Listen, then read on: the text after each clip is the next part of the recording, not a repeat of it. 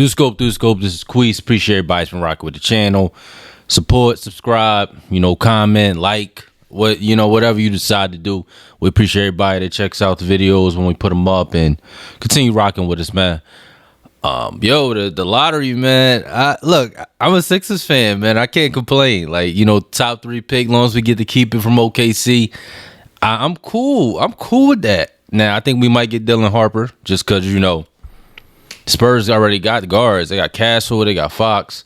I don't really see a reason for them to go, get Dylan Harper. Now, if they make a trade and, and get Giannis, then maybe they open up a hole where they might have to part ways with Castle or somebody like that. So then they might draft him. But if we get to land Dylan Harper, I'm cool with that. Maybe the Spurs, if they keep their pick, probably not. But somebody else get Bailey, give us Harper, I'm cool. But a lot of chatter's been talking around with people feeling like the NBA hates small market teams.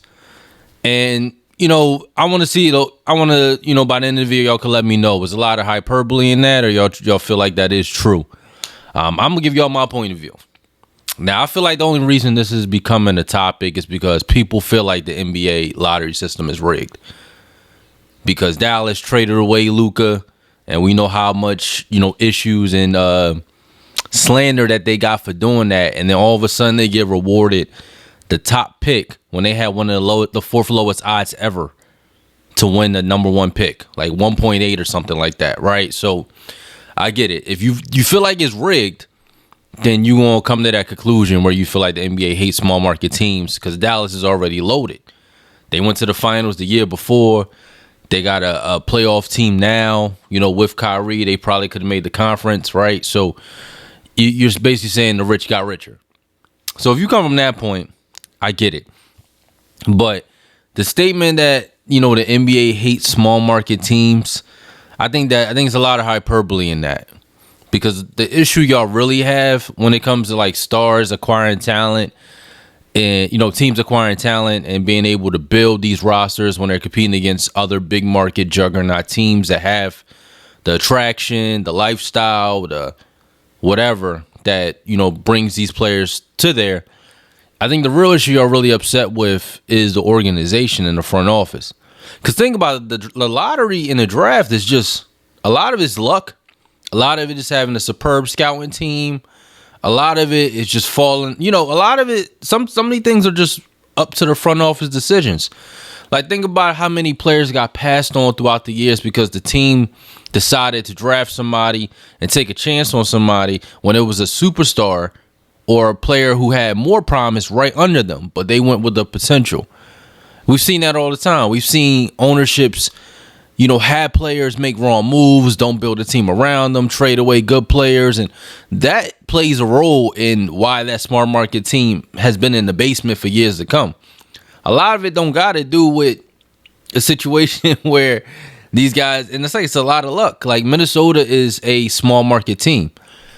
If Golden State didn't draft James Wiseman and took Anthony Edwards, then Minnesota wouldn't have got,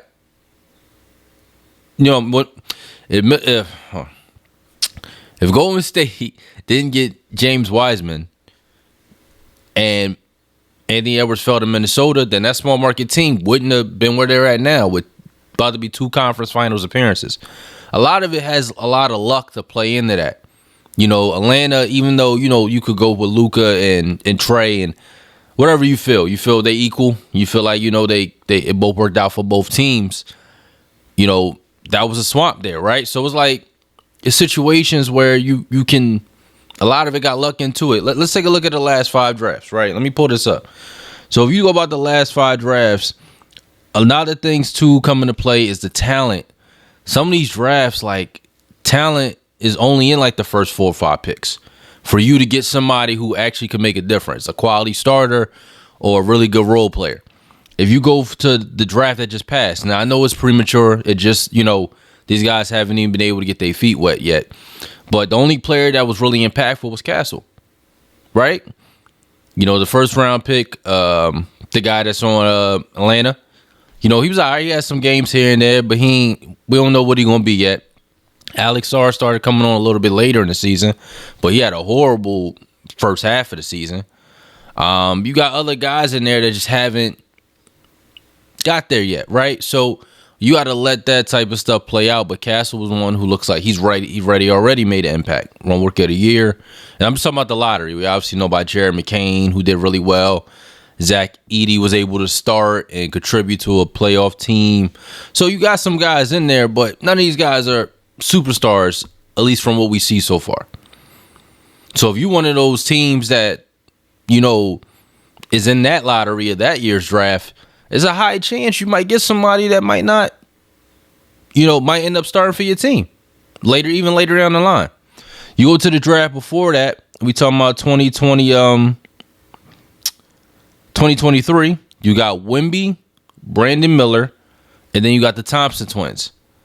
So the top 5 picks, it was somebody in the middle, I forgot, but as far as the people that contribute, it was Wemby 1, Brandon Miller 2, and the Thompson twins went 4 and 5. Everybody else weren't really guys that still contributing and really doing much in the league so far. Oh, Reese Shepard was 3. He really didn't get time this year. It's probably, he does have some potential. He just didn't get much time this year. But if you're talking about guys that contribute, if you were anybody else in that lottery, if you went, 6 through 10, you might not have got nobody. You know what I'm saying? So a lot of times the pool might not be as deep either, where if it's not the first 2 picks, you might not be much for everybody to get. And if you're a small market team, it's like 10 small market teams. Everybody can get the number 1 pick. So if everything gets funneled between those 10 teams and you stuck in a not strong draft class, then I don't think that's the NBA hating on small market teams. It's just the year you got it wasn't really nobody there. Now you do got certain years where if you look at and you look up the small market teams in the NBA, Memphis is one of them. Memphis was able in a 3-year span nab 2 top 4 picks. And with those picks, they got Ja Morant and Jaren Jackson Jr. Again, that's a small market team. So was the lottery, did the NBA hate small market teams then? Because with 2 of those cornerstone pieces, you could build a squad. And Memphis has been competitive, made the playoffs multiple times. The off-field issues with Ja has obviously played a role, but they ain't got nothing to do with the NBA. You know what I'm saying? So, well, if you want to talk about how they suspended him and all that, but they didn't know all that was going to happen when he was drafted. So did they screw them there? Zion ended up going to Pelicans, another small market team. And, obviously they've been trying to push him out as far as the coverage and people that cover the game. But Pelicans was awarded the number 1 pick with a generational talent. The same thing with the Spurs. Generational talent for small market teams. I don't know how y'all can say the NBA can hate them, and especially when they allow the Spurs to get De'Aaron Fox. Because when y'all say that the NBA hates small market teams, I'm putting everybody in the mix. I'm not just putting Adam Silver. I'm putting the other owners, everybody, right? Because if you allow these teams to build the squad, and other teams are doing business with them for them to get these players and build the squad, then how does the NBA hate them? Because Silver don't control every single thing. He don't what teams make trades, and unless you believe in it. If you conspiracy theorist, so you believe everything he could, he control every single move and trade and all that. That's cool. That's cool. That's what you want to believe. That's cool. I do fairly remember the Lakers are a big market team, and they were struggling to get another star for some time, right? LeBron and whatever if LeBron, Lakers, whoever make decisions over there, they were prying to try to get a third star to that team for some time and have failed. It even took them an extra year to get AD. Remember, the year they wanted AD, they didn't get him. David Griffin refused to trade him to LA. And then they caved, the year later. But they did not want to trade him to the Lakers. They had to wait a whole another year. You know what I'm saying? The Knicks was in purgatory for some time now, right? Or before this year, right? And the NBA didn't do nothing to fix that. So I'm just saying, you got to look at it from both sides. But a lot of these times, it's incompetent front offices that ruin everything, man. When teams struggle and tank, I know this year a lot of teams that tanked, they didn't get rewarded the picks, and that's what people are up in arms about. But that's not consistent. That don't always happen. Sixers struggled for 5 years. One of the worst teams tanked, and we got like 3 top 5 picks back to back, back to back, whatever. And we end up getting, Noel, Ben, Joel, Okafor. Like it played out that way, right? If y'all look at Charlotte, that's another small market team. In a 3 year span, they got 2 top 5 picks. They used it on Brandon Miller and LaMelo Ball. So all I'm saying is y'all got to take it in totality. Like, these teams haven't had incompetent front offices because they've been awarded 2 potentially star players. You don't know who gonna come out the draft. I mean, you do, but you don't know who they're gonna pan out to be. A lot of luck is involved. Tyrese Maxey was a gem that the Sixers found at like pick 15. You know what I'm saying? You don't always get that. Jordan Poole went like 24. Like, these are diamonds in the rough that keep those elite teams able to still build. Peyton Pritchard went like 28 or something like that. Like, it's gems in these drafts a little bit that's kind of hard to find. McCain went late. So a lot of that plays a part in that. Shai Gilgeous-Alexander actually was with Charlotte and got traded. You know what I'm saying? That pick. You know what I'm saying? And then he went to the Clippers. So some of these times, these players, the front offices is playing a role why y'all feel like the NBA don't like these small market teams. It's not really always the NBA making decisions. It's a lot of bad moves being made.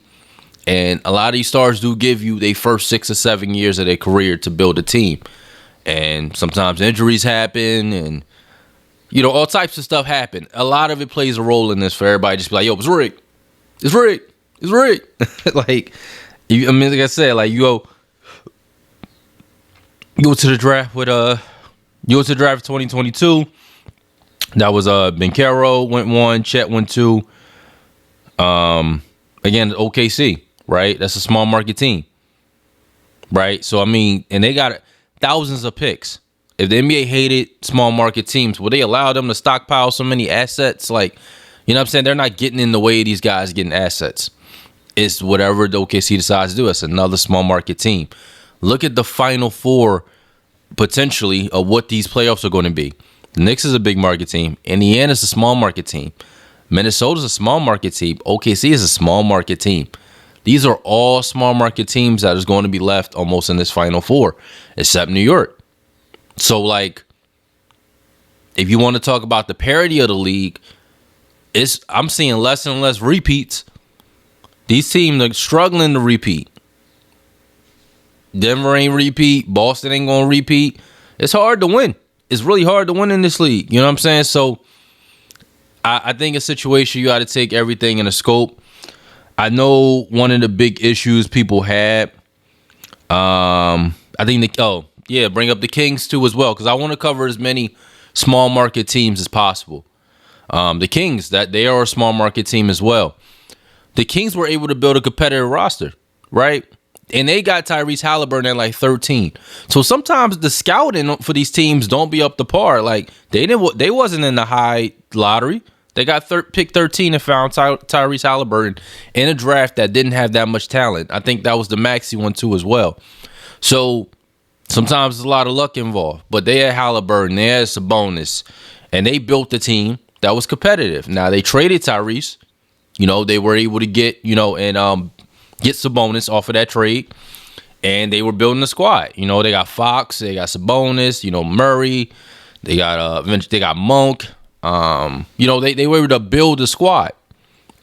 So, and they were competitive. They lost in the game 7 to Golden State, I think, in one of these playoff years. I think another time they probably lost in the play-in.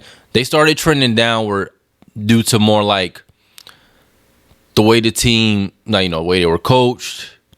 The stars that they had probably, didn't have, the cachet to take them over the hump. They ran against some really good teams, but they were able to build a competitive team that was one of the most promising teams in the league that unfortunately went downhill.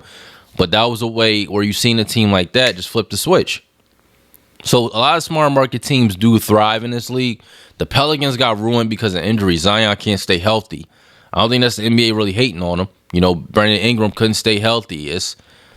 Sometimes the situation is there for them to take a leap, and it just don't happen. I see a lot of times the issue too that people lump into the hate of small market teams is the coverage that the Thunder have got. A lot of people are really claim to be upset. I can't validate if they are or not. A lot of people have claimed to be upset about the coverage the Thunder have got, and I want to look at it from this point of view. The NBA is a social league. Like, they care about the clicks, the number, and dominating the digital space. Not like the other leagues, like NFL and all that. They don't really, that's not their focus. They focus is probably more on TV, expansion to other countries, and stuff like that. The NBA wants to dominate the social engagements. So whoever they put in front of you on TV is the people that mostly drive those engagements. OKC don't really have that. Even though they were like the number one team last year and again the number one team this year, there's nobody on OKC you root to hate. You want to lose. You want to see them lose. You want to see them fall. That contributes to a lot of ratings. That's why the Lakers are always up top with LeBron on there, because people want to see him lose. Steph and Golden State. People want to see Golden State lose. And the Steph is an exciting player as well. You got to have exciting players. The narrative around SGA is he ain't exciting to watch. People feel like he foul bait all the time. Some people don't like that brand of basketball that he plays, and he's the driving force of OKC. So it's a lot of things that play in a part of why OKC don't generate that engagement that people claim that they want to see them. Those names don't generate the clicks. They don't generate the engagement. And, it just doesn't bring a reason to have the most televised games. And a lot of things that people complain about as far as the coverage, they play a part in, why I don't understand why it's such an issue. You talk about more about LeBron, Luka, Steph, and all that than you do OKC. You mad the league does it, but they only following what everybody else is looking at. Exciting players like Anthony Edwards, and people want to watch that. People don't really want to see OKC. The fans don't want to see OKC. It's just something to complain about. It's something to complain about. That's how I feel. I don't think a lot of people is dying to see OKC on TV. I think you just want to say, you want to use the small market agenda to say that. They probably get more coverage. I mean, they'll probably get more nationally televised games going in the next year. I can see that. And the reason I say that is because they made a deep playoff run. They'll probably be making a deep playoff run, potentially be in the finals. I think at that time look a little crazy. If the team that made the finals don't really get a lot more games, I think the NBA will have to do it at that point. But I think just when it comes to the Thunder, people like having somebody to root to hate. They don't want to. You either want to see them lose or see them win, and I feel like they in the middle. They don't really got too many players like that. Like, people they either watch them. Now, I like watching OKC because I like the amount of defense they play. I feel like I seen a game last year, this season, where they played the Bucks. I'm talking about for maybe 8 to 10 minutes. The defense I seen them play was crazy. I'm talking about they was playing like, I don't think the Bucks was able to take 3 dribbles before they was losing the ball, getting the ball stolen. That's impressive to me. That's impressive to me. Like, I like seeing stuff like that. But yeah, I feel like that, a lot of the small market teams, like this whole narrative surrounded by it. A lot of these teams that are in the small market of the NBA, which qualifies as like, medium households and population, a lot of them had their chances, and some of them are still competing, still being relevant today. Again, Memphis, New Orleans had their chances. Indiana, you see how they doing. Minnesota. Now, Portland is one of them. Portland hasn't really. They had their chances, though. With Dame and CJ, they couldn't punch through. So the NBA has always gave small market teams had their chance. Like Charlotte, they had 2 top picks. It just didn't work out, so far for them.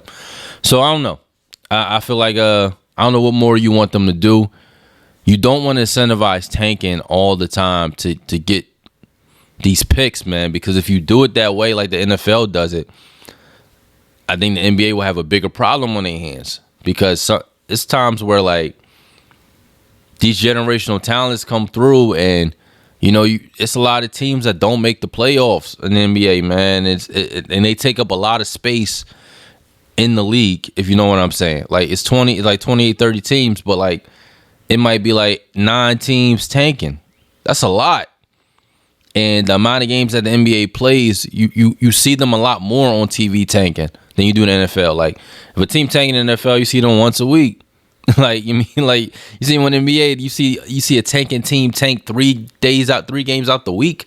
I don't know. It don't look visually appealing to the league to see that. So, you get the injury reports coming out, and every day you see this one guy out because he got a fucking sprained pinky, like they star player. I don't know, man. You ain't trying to watch all that. So I don't know. Let me know what y'all thinking about these small market team conversation. Is it something there? Is people valid in that? Again, if you feel like it's rigged, if you feel like this last one was rigged, then that's probably why you want to say it. But go back some years. Go look at the list of all the small market teams. Look at the chances they had. Look at who they had to draft. Look at who they missed out on. And say it was just flat out the NBA. I think they play a lot of the role in that too. Well, this is Through the Scope. This is Queese. Appreciate everybody's rocking with the channel. Support, subscribe, like, comment. Peace.